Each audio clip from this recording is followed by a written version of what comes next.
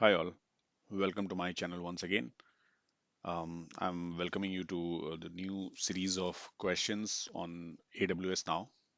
So as you know that we have covered a lot of questions on safe and agile related stuff, which you can find in my channel in other videos and playlists.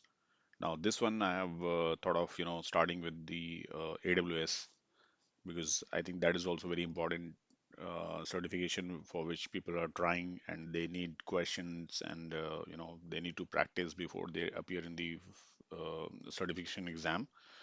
So I'm here with the few sort of questions which will help you to uh, measure out your readiness, your performance, and also it gives an opportunity to revise those concepts once again. So let's start with this video. This is the first video on AWS Solution Architect on Amazon Web Services. I hope this will help you a lot. Let's move on. So the first question is, a solution architect is designing a solution where users will be directed to a backup static error page if the primary website is unavailable. The primary website's DNS records are hosted in Amazon Route 53 where their domain is pointing to an ALB, application load balancer.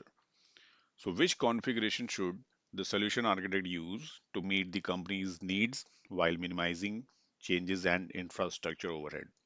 Okay, so there are four options, and please try to find the correct option out of these four. Let's give a pause here so that you can at least read out all the options. I will not repeat the same, and then we will move to the correct answer. Okay, so let's see what is the correct answer now. That is the second one. Set up a Route 53 active passive failover configuration. Direct traffic to a static error page hosted within an Amazon S3 bucket when Route 53 health checks determine that the ALB endpoint is unhealthy. That is for this question. Okay. Let's move to the next one. The next question is, a solution architect is designing a high performance computing HPC workload on Amazon EC2. The EC2 instances need to communicate to each other frequently and require network performance with low latency and high throughput.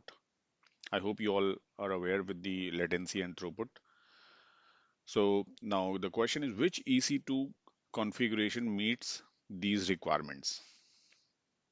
There are again four options. Launch EC2 instance in a clustered placement group in one availability zone. The second is launch EC2 instance in a spread placement group in one AZ. Third is launch EC2 instance in an auto-scaling group in two regions and peer VPCs. The last one is launch the EC2 instance in an auto-scaling group spanning multiple availability zones. So let's see what is the right answer, and you can check your answer again.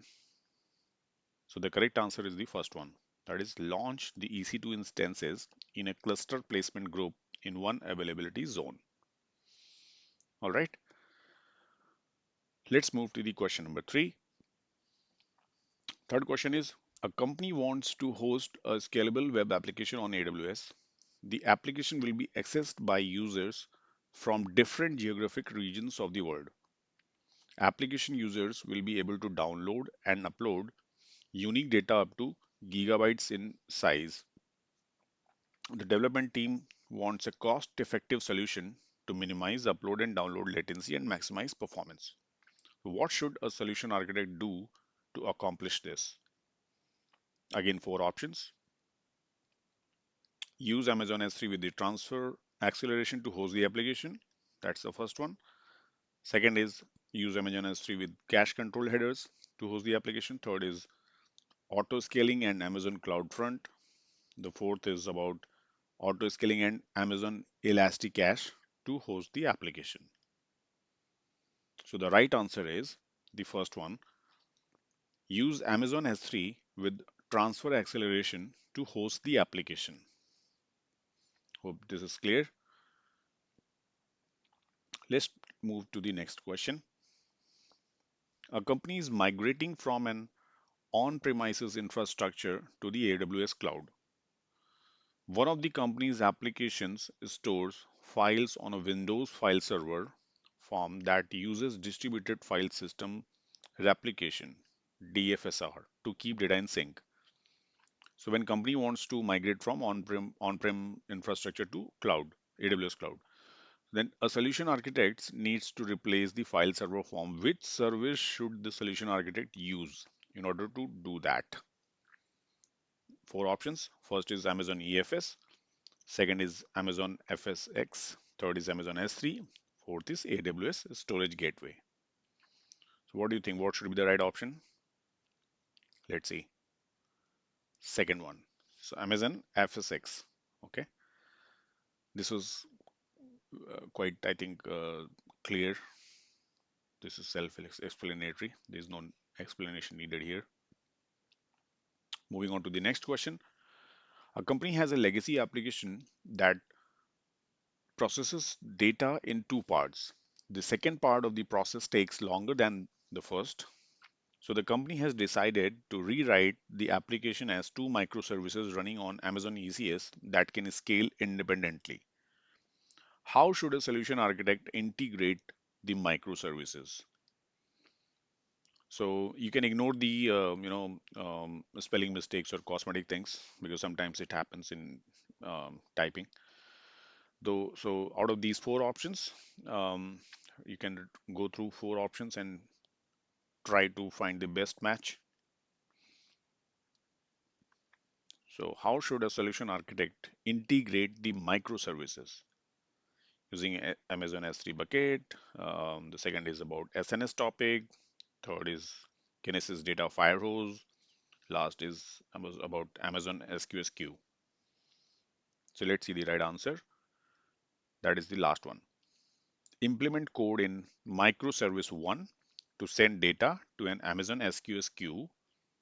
Implement code in microservice 2 to process messages from the queue. Okay, let's see what is the question number 6. A company captures clickstream data from multiple websites and analyzes it using batch processing. The data is loaded nightly into Amazon Redshift and is consumed by business analysts. The company wants to move towards near real-time data processing for timely insights. The solution should process the streaming data with minimal effort and operational overhead.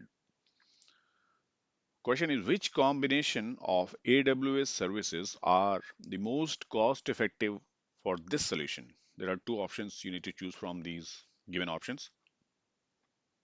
So out of these, two options are correct.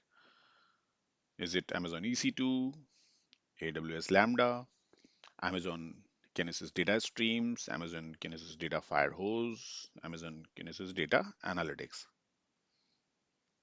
So the right options or best match is last two. Amazon Kinesis Data Firehose, Amazon Kinesis Data Analytics. All right, let's move on. Question number 7. A company's application runs on Amazon EC2 instances behind an application load balancer, ALB. The instances run in an Amazon EC2 auto scaling group across multiple availability zones. On the first day of every month at midnight, the application becomes much slower when the month end financial calculation batch executes. This causes the CPU utilization of the EC2 instances to immediately peak to 100%, which disrupts the application, of course. So, there are four options. What should be done? Um, Configure an Amazon CloudFront distribution in front of ALB, configure an EC2 auto scaling simple scaling policy based on CPU utilization, configure an EC2 auto scaling schedule scaling policy based on the monthly schedule, or configure Amazon Elastic Cache to remove some of the workload from the EC2 instance. Okay, so let's see what is the question number 7. A company's application runs on Amazon EC2 instance instances behind an ALB application load balancer. The instances run in an Amazon EC2 auto scaling group across multiple AZs availability zones. On the first day of every month at the midnight, the application becomes much slower when the month-end financial calculation batch executes. Okay. This causes the CPU utilization of the EC2 instances to immediately peak to 100%, which disrupts the application, of course. So, in this situation, what should a solution architect recommend to ensure that application is able to handle the workload and avoid downtime as well? So, there are four options. Let's see which is the correct one.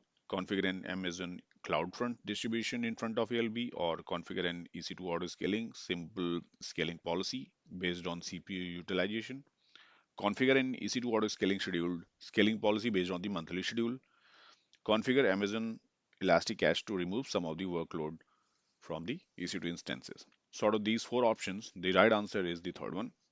Configure an EC2 auto scaling schedule scaling policy based on the monthly schedule, because obviously sometimes load will be more, sometimes it will be less. So it makes more sense to um, create a policy based on the monthly schedule. All right, let's move on to the next question. Question number 8 is, a company runs a multi-tier web application that hosts new content. The application runs on Amazon EC2 instances behind an application load balancer.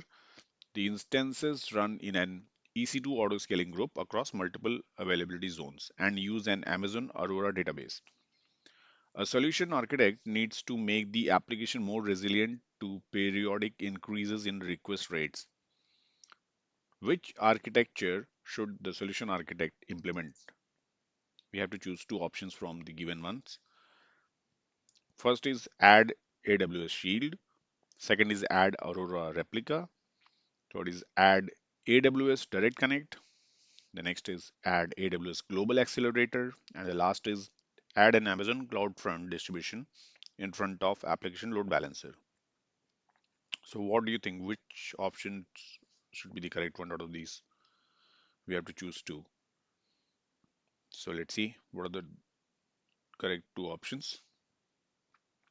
First is add Aurora Replica, and the second is add an Amazon CloudFront distribution in front of the application load balancer. Okay, let's move to the question number 9. An application running on an AWS uses an Amazon Aurora multi-AZ deployment for its database.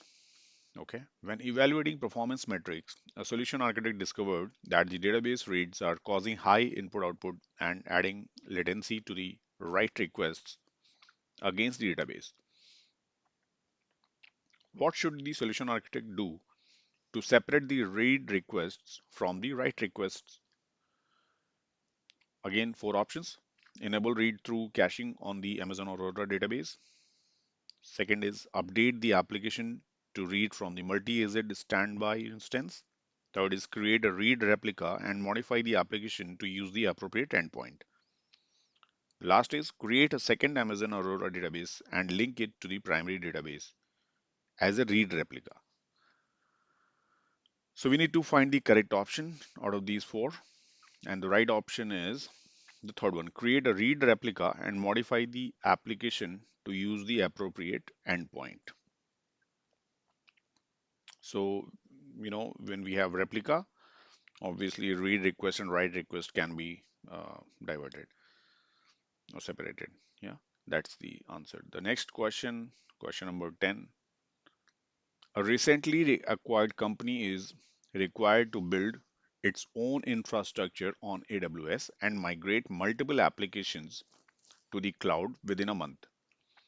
Each application has approximately 50 terabyte of data to be transferred.